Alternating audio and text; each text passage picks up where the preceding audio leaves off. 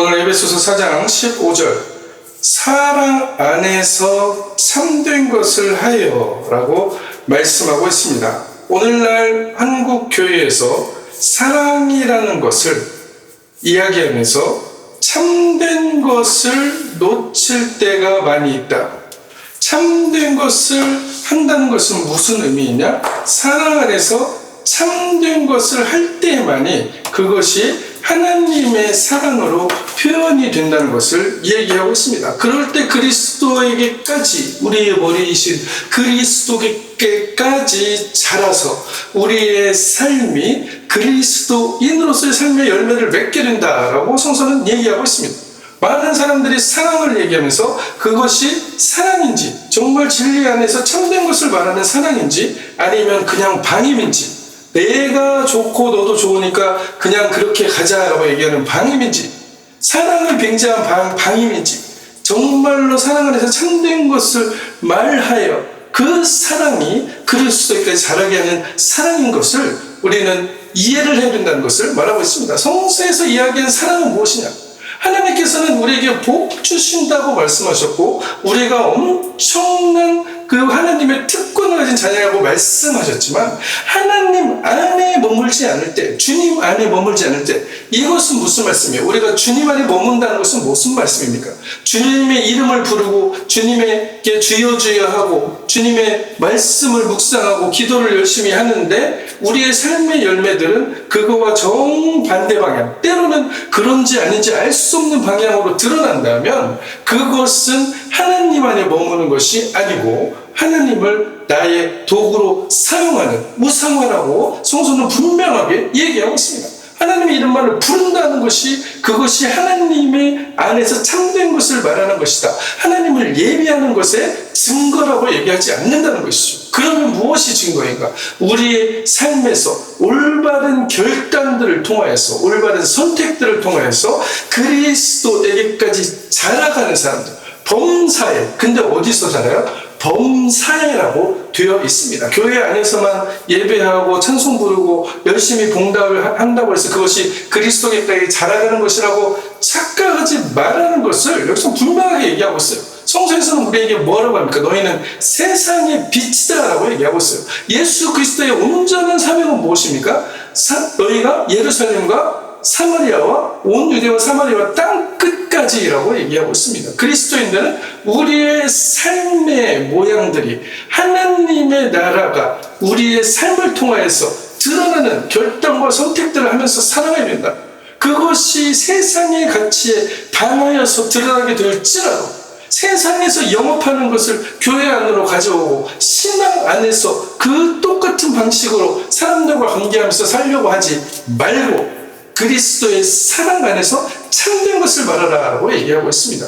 사랑한다고 하면서 참된 것을 말하지 않는 것은 무엇이다? 그것은 거짓이다. 그 사랑은 우상숭배다. 그 사랑은 내가 이용하는 사랑이라고 얘기하고 있습니다. 성서에서 말하는 사랑은 무엇이냐? 하나님은 분명히 신명기에서도 말씀하셨죠. 축복과 저주를 내게 주었느니 오늘날 내게 네가 택하라라고 얘기하고 있습니다. 여호수아도 분명하게 얘기하고 있습니다. 오늘 너희 섬길 자를 너희가 택하라. 그것은 무슨 말이에요? 그들이 그 당시에 하나님의 이름을 부르지 않았습니까? 하나님께 예배하지 않았습니까? 하나님을 섬기지 않았습니까? 당연히 섬겼죠. 그런데 거기서 무엇을 요구했다? 선택을 요구했다. 결단을 요구했다. 그것은 무엇이냐? 너희의 선택을 통해서 너희 열매를 드러내라는 것을 말씀하고 있다는 것입니다. 그 열매가 드러나지 않는 그 선택 전에 있는 예배와 기도와 찬송들은 자칫하면 하나님의 이름을 포장한 우상들이 되어질 수 있다는 것을 분명히 성서는 우리에게 경고하고 있어요. 사랑 안에서 참된 것을 말하여 범사의 그에게까지 자라갈지라라고 얘기하고 있습니다. 수많은 공동체들이 사랑을 얘기하고 포용을 얘기하고 그것을 허용한다는 것을 얘기하지만 그 안에서 그 허용함을 통해서 그 누룩들이 점점 번져가게 되고 자신들이 거기에 중독되어 있는지도 모르고 더 이상 예수 그리스도께 자라갈 수 있는 참된 것이 그 안에 없다면 그것은 사랑이 아니고 방임이다 라고 성서는 얘기하고 있는 것입니다. 진리를 말하는 것과 사랑으로 행하는 것은 결코 분리될 수 없다. 사랑을 얘기하는 사람들은 진리를 얘기해야 된다. 참된 것을 얘기해야 된다. 라고 얘기하고 있습니다. 이 참된 것은 무엇이냐? 이것은 바로 하나님께 돌이키려는, 매 순간 하나님을 향하여 돌이키려는 그 마음을 우리가 가지고 우리의 삶에서 그 열매를 맺으며 살고 있는가? 너희들은 그 결단을 하며 살고 있는가? 어떠한 희생이 와도 그것을 결단하며 그 하나님 앞에 그 선택을 하며 살아가고 있는가? 그때 어떤 일들이 일어난다? 우리가 기적의 통로가 되어진다고 얘기한다는 것입니다. 우리가 하나님께 조율되어져 있을 때, 하나님과 온전하게 하나가 되어 있을 때 어떤 사건들이 일어나? 이 세상에 내가 기적의 통로가 된다는 것이에요. 기적을 보여주세요 구하는 자들이 되지 않는다는 것입니다. 하나님께서는 우리를 통하여서 하나님의 나라가 드러나기를 원하시고, 하나님께서는 우리를 통하여서 하나님의 일하심이 드러나기를 원하십니다. 그러면 우리는 무엇을 해야 되냐? 사랑이라는 것에서 시작을 하여 그들을 받아들이고, 많은 사람들이 우리와 함께 하지만 그 공동체 안에서 어떠한 일들이 일어나야 된다? 참된 것을 말하여 범사에 그리스도에게까지 자라가게 해야 됩니다. 그 자라남이 없다면 생명력이 없는 것이다 라고 성서는 분명하게 얘기하고 있습니다. 그것은 중독된 공동체이다. 사랑을 빙자한 방임으로 중독된 공동체이다. 너 좋고 나 좋으니까 그냥 그대로 가자라는 공동체이지, 하나님의 뜻이 어디 있고 여기에서 정말 하나님의 열매가 맺혀지는가가 드러나지 않는 공동체가 되어줄 수 있다는 것을 얘기하고 있습니다. 병고침이 일어나고 기적이 일어난다고 해서 거기에 하나님이 함께한다라고 얘기하는 사람들, 그것이 바로 하나님의 공동체라고 얘기하는 사람들에게 예수님은 뭐라고 했습니까? 너희가 내가 주님의 이름으로 병도 고치고 귀신도 쫓아내고 그렇게 하지 않았습니까? 예수님이 뭐라고 그랬어요?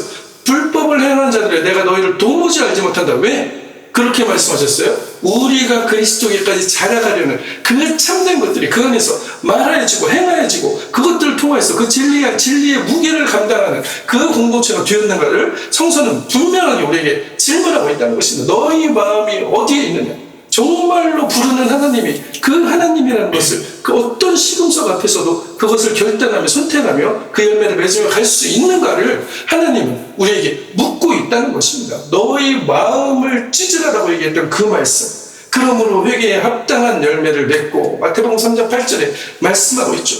회개에 합당한 열매가 없다면 그것은 회개가 아니다. 회심이 아니다. 하나님께 정말 돌이켰는가? 그 선택들을 하면서 살아가는가를 성서는 분명하게 말하고 있습니다. 이 사람들이, 성서가 요구한 것은 무엇이에요? 종교적 소속의 증명이 아니다. 나는 여기 교회에 속했어요. 나는 여기서 예배 드렸어요. 나는 여기서 열심히 기도하면서 살고 있어요. 가 아니다 라고 말씀하고 있는 것입니다. 삶 전체가 하나님을 향해 돌아섰는가? 그렇게 돌아서서 하나님의 법칙에 따라서 살아가려고, 하나님께 조율되어서 그 조율됨 안에서 하나님으로부터 오는 풍요와 하나님으로부터 오는 그 특권들을 누리며 살아가려는 준비가 되어 있는가? 그것을 넘어가기 위해서는 어떤 일들이 있어야 된다? 결단함이 있어야 된다. 무엇을 향해 결단해야 된다? 하나님을 향해 결단하는데, 이 세상 하나님을 향하여 높아진 그 수많은 지식과 권세와 우리가 생각하는 그 수많은 맞다고 얘기하는 그 가치들이 하나님 나라의 열매를 못 맺게 하는 가치라고 보여진다면, 그 정황 속에서 우리는 그것을 과감히 거부하고 하나님 나라의 열매 맺혀지는 그 열매의 결단들을 해야 된다. 우리에게는 분명히 그 지혜를 하나님께서는 주신다라고 말씀하고 있습니다. 그것을 무시하고, 그 말씀을 무시하고, 그 선지자적인 하나님의 놀라운 인사이트를 무시하고 뭐라고 하냐? 그냥 다 두고 갑시다, 그냥 다 포용합시다 라고 얘기했을 때 어떤 일들이 일어나요? 그 안에서 공동체가 중독된다. 사랑이 아닌 방임을 통해서 중독된다. 사랑은 분명히, 성소의 사랑은 참된 것을 말하는 것에서 시작된다. 사랑 안에서 참된 것을 말하여 범사에 그리스도에게까지 자라가야 된다.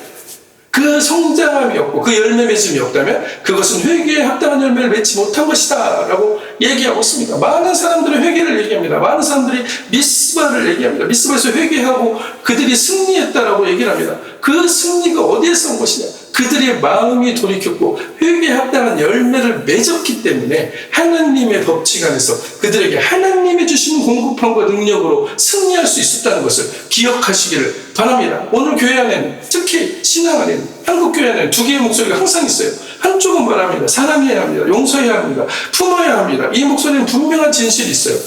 정죄의 말에 찔려 교회를 떠났던 영혼들이 이 품는 목소리를 통해 하나님을 향해 돌아오는 일들이 실제로 있습니다. 다른 한쪽은 말합니다. 거룩해야 합니다. 죄는 죄라고 얘기해야 합니다. 이 목소리도 분명한 진실이 있습니다. 진리를 지킨 공동체가 흔들리는 시 속에서 무너지지 않고 중독되지 않고 다음 세대의 믿음을 전하는 이것 또한 실제로 있는 사실들이다. 그러므로 문제는 어느 한쪽이 틀렸다는 것이 문제가 아니고 문제는 사랑을 말하면서 회개를 잃어버릴 때 그리고 진리를 말하면서 사랑을 잊어버릴 때 그것이 어떤 일들이냐 성서에서 얘기하는 그리스도께까지 자라가는 그 일들을 하지 못하게 된다라고 말씀하고 있다는 것입니다. 그러므로 이 두 목소리 사이에서 성경이 말하는 참된 사랑의 길을 찾아가야 된다. 광야에서 외치는 한 사람이 있었습니다. 세례 요한. 그의 옷은 낙타털이었고 음식은 메뚜기와 속청이었습니다. 온 유대와 강 사방에서 사람들이 그에게 나왔을 때 그는 무리들에게 무조건 품지도 않았고 무조건 내치지도 않았습니다. 회개에 합당한 열매를 요구하면서 세리에게는 정한 세유에게는 거두지 말라고 했고 군인에게는 강탈하지 말고 받는 금료를 족한 줄로 알라고 하였고 돌이킴의 길을 구체적으로 그들에게 제시했습니다. 그들의 외침은 듣기에 달지는 않았겠죠. 그러나 바로 그 외침이 백성을 주님 앞에 준비시켰다라고 마태복음 3장 1절에 12절, 누가복음 3장 10절에 14절은 동시에 이야기하고 있습니다. 하나님의 거룩하심이 흐려진 자리에는 위로의 말만 남습니다. 인간의 위로의 말. 너하고 나하고 잘 맞으니까. 그래, 네가 하는 것들이 다 맞아라고 얘기하는 그 위로의 말. 그 말은 사람을 잠시 편하게 할 수는 있지만 그 사람의 삶을 결단하게 하고 그리스도까지 자라게 하는 그 하나님 나라의 열매가 맺히지 못하게 한다. 그러면 어떤 열매를 맺히냐? 맨날 수군거리고 시기하고 질투하고 서로 자기들이 하나님의 그 가장 높은 자리에 앉으려고 했던 제자들과 같이 그 자리에 앉아서 내가 무엇을 한다는 것을 드러내려고 하는 그 일들을 하기 시작한다. 그것이 공동체의 분열이고 중독된 공동체의 결과물이다라고 말씀하고 있습니다. 나는 진리라는 이름으로 누군가 회복의 자리에 가는 수치의 자리로 밀어내고 있지는 않는가? 아니면 반대로 나는 사랑이라는 이름으로 누군가의 죄 앞에서 침묵하고 있지는 않은가를 돌아봐야 된다는 것입니다. 품어야 할지 바로잡아야 할지를 갈등하는 그 자리가 하나님의 길을 보여주신 자리인데 그 안에서 사랑이라는 이름으로 방임을 하는 것이 아니고 사랑 안에서 참된 것을 말하는 자, 그것을 말함으로 인해서 우리가 범사에 그리스도께까지 자라갈 수 있다는 것을 기억하시기를 바랍니다. 하나님은 이 두 가지가 온전하게 이루어지는 것이 하나님 나라의 공동체라고 얘기하고 있습니다. 사랑과 진리는 십자가에서 이미 하나가 되었음을 여러분 선포하시길 바랍니다. 진리 안에 있는 사랑만이 공동체를 살리는 능력이 된다는 것을, 나의 삶을 살리는 능력이 된다는 것을, 나의 삶을 하나님 나라를 향하여 온전하게 이끌어가는 능력이 된다는 것을 기억하시길 바랍니다. 덮어두는 사랑이 아니다.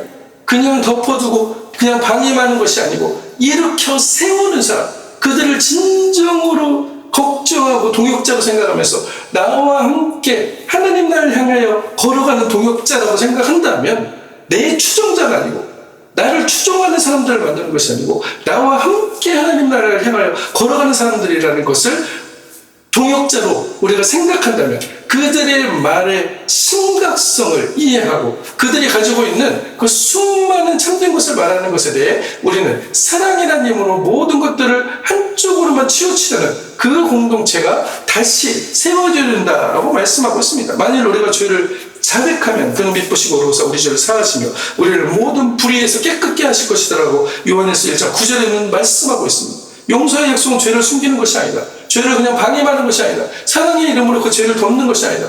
회개 없는 용서는 없다라고 성서는 분명하게 얘기하고 있습니다. 돌이킴 없는 구원은 없다라고 얘기하고 있습니다.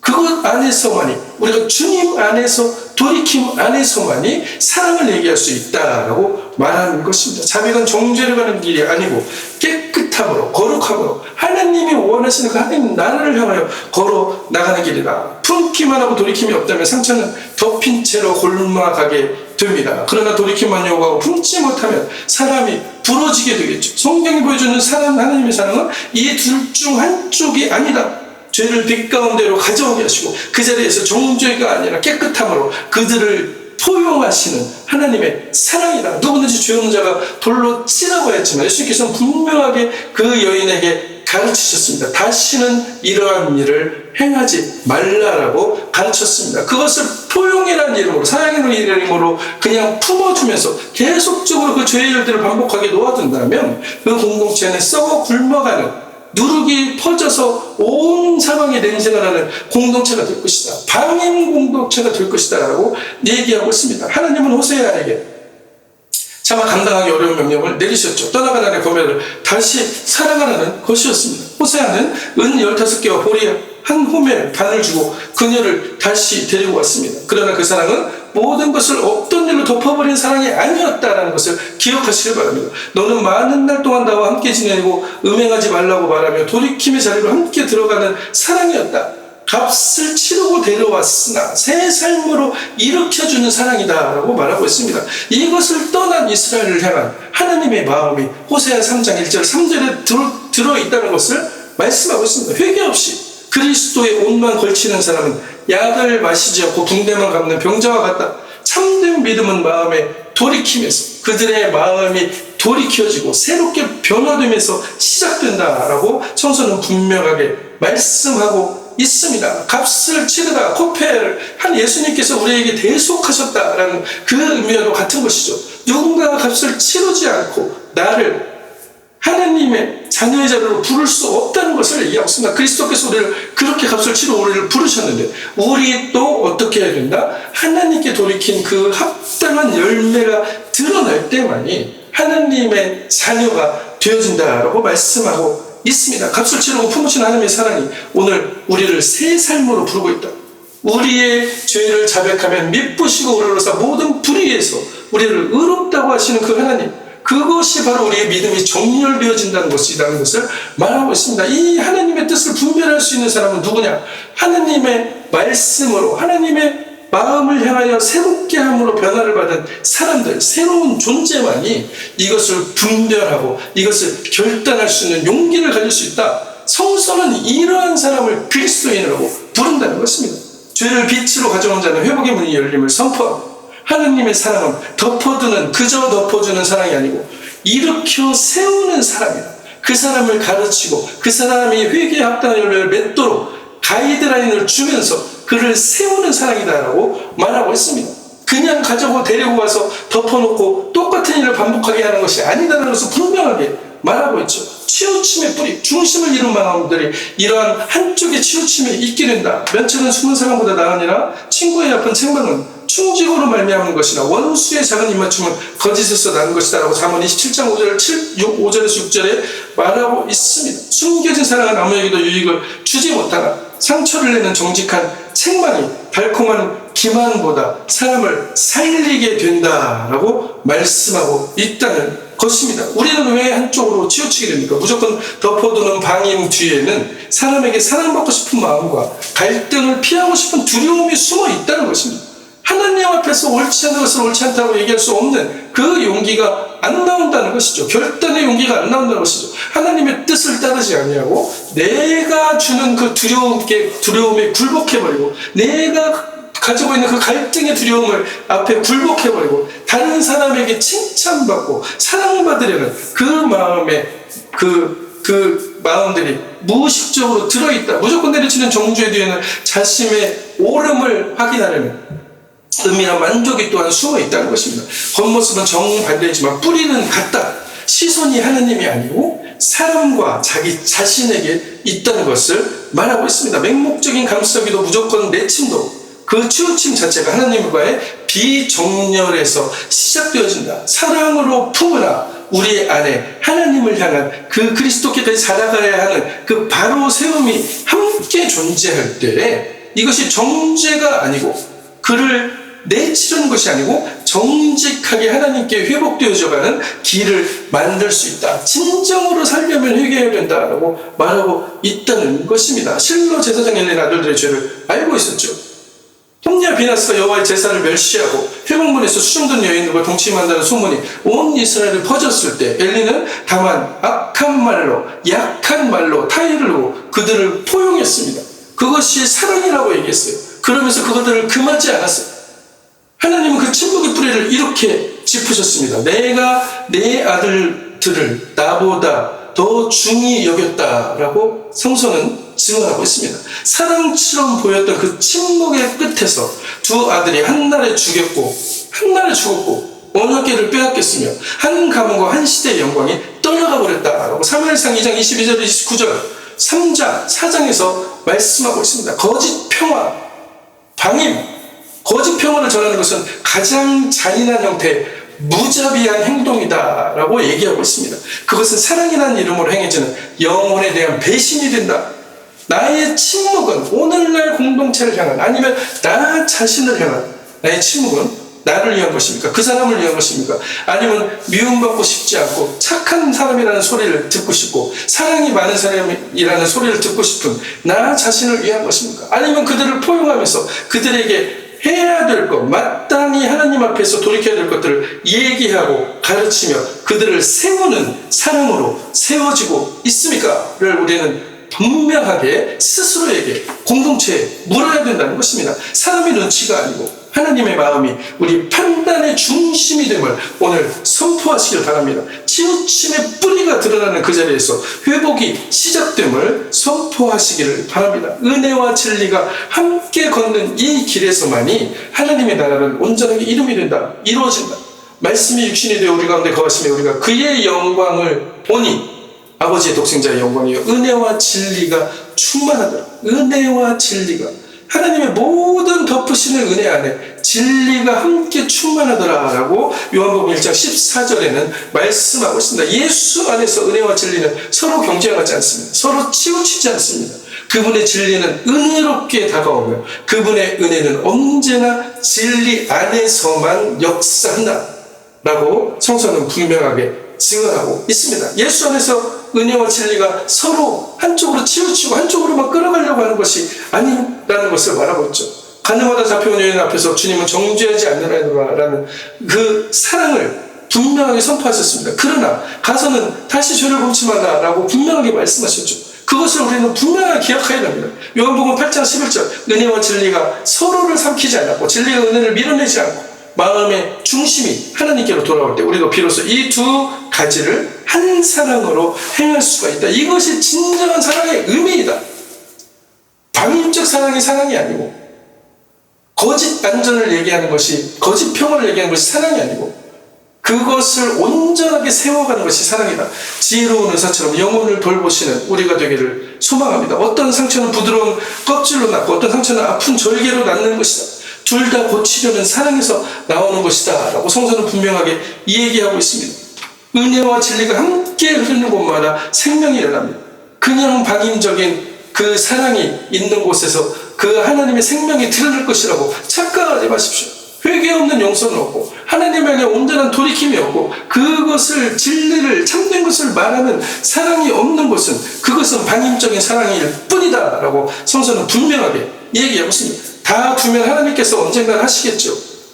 하나님께서는 분명하게 우리에게 가르쳐 지키게 하라고 했지, 그것을 다 두면 하나님께서 언제 할 것이라고 방임으로 놔두라고 하지 않았습니다. 공동체 안에서 이루어지는 그 일들이 지금 한국 사회의 현상이 되어지고 있다. 한국 사회에 그리스도의 향기가 없어지고 그리스도의 결단들이 없어지고 내 희생을 감수하면서 끝까지 그리스도께까지 잘해라는 그 마음들이 있는 것이 아니고 그냥 이 세상이 주는 가치관대로 나도 저 사람과 같이 연결되면 저 사람이 나를 끌어주겠지, 저 사람 밑에 가면은 나도 그냥 성장할 수 있겠지 라고 생각하는 그 잘못된 세계관을 그대로 성서 안으로, 그대로 신앙 안으로, 그대로 교회 안으로 가져오면서 이곳에서 영업하고 이곳에서 하나님 나라를 세우겠다고 하는 그 일들이, 그 생각의 줄기들이 끊어져야 된다.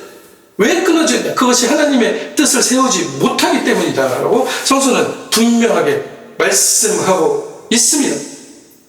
이제 우리는 한 걸음 더 나아가서 한쪽을 정죄하는 것도, 한쪽을 미워하고 그냥 방임적으로 받아들이는 사랑이 아닌 제3의 길로 나아가야 된다. 그것은 하나님의 눈으로 양쪽을 함께 보는 길이다라고 얘기하고 있습니다. 인애와 진리는 사람의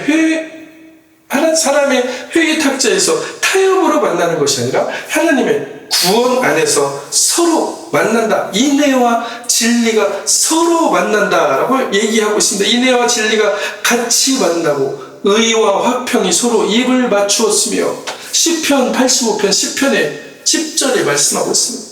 이것이 하나님 나라이다.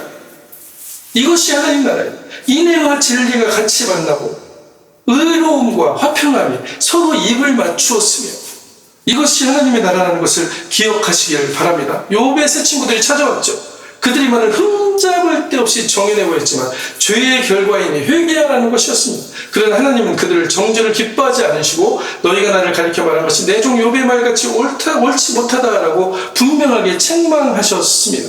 동시에 하나님은 욥의 항변을 그대로 미워하지도 않으셨죠. 내가 죄 없다고 얘기했던 그 항변을 하나님께서는 폭풍 가운데 말씀하시면서 욥에게 더 깊은 경유의 자리로 이끄셨습니다. 욥은 자기를 정죄하는 친구들을 위해 기도할 때 하나님께서 욥의 곤경을 돌이키시고 이전 모든 소유보다 훨씬 더 놀라운 하나님의 그 풍요함이 드러났다. 욥기 42장 7절에 10절에 말씀하고 있습니다. 주님의 책망은 미움의 회초리가 아니고 우리를 사랑으로 통하여서 하나님의 사랑 안에서 하나님의 그 법칙 안에서 살아갈 수 있는 놀라운 복을 누리게 하기 위한 그 하나님의 인도하심입니다. 그분은 꾸짖음으로 버리는 것이 아니고 아예 멸망시키는 것이 아니고 재앙을 내리시는 것이 아니고 재앙이 아니고 평안이고 하나님을 구하는 자들에게 하나님의 놀라운 기적들을 통로가 되게 하시길 원하시는 것이다 라고 말씀하고 있습니다. 그래서 고치시고 회복하시고 그 고침으로 하나님의 자녀들이 그리스도에게까지 자라게 하는 우리의 머리이신 그리스도에게까지 자라게 하는 그 놀라운 열매들을 이 세상에 맺게 한다. 이것이 바로 그리스도의 영향력 있는 선교적 공동체가 되어진다라고 말하고 있습니다. 인애와 진리가 입맞추는 그 십자가 위에서 우리 공동체가 십자가가 중심이 됨을 선포하시길 바랍니다. 종교의 말이 그치고 중보의 기도가 시작되는 곳에서 갑절의 회복이 일어나고 그냥 방임적 사랑으로 그것을 받아들이고 그냥 방임하는 것이 아니고 사랑 안에서 그들을 세우고 가르치며 그들이 하나님의 합당한 회개 열매를 맺을 수 있도록 인도하는 것이 바로 공동체의 역할이다. 의와 평강의 열매를 맺는 공동체. 무릇 징계가 당시엔 즐거워 보이지 않고 슬퍼 보이나 후에 그로 말미암아 연단받은 자들은 의와 평강의 열매를 맺느니라라고 말씀하고 있습니다.